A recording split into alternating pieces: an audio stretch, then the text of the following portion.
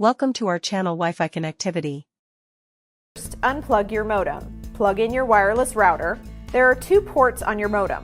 One connects the modem to the jack in the wall. The other will fit a network cable. Plug one side of a network cable into the port on your modem.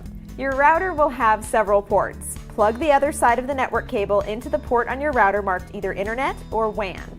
Power your modem back on. Wait for the lights on the front of your router to indicate that it's established a WAN connection with your modem.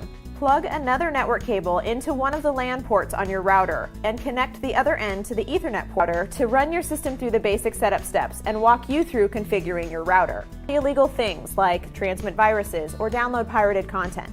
Not all wireless devices support all encryption types. If it's available, select WPA. It's the most universal. Any wireless capable device in the vicinity of your router should now see your network.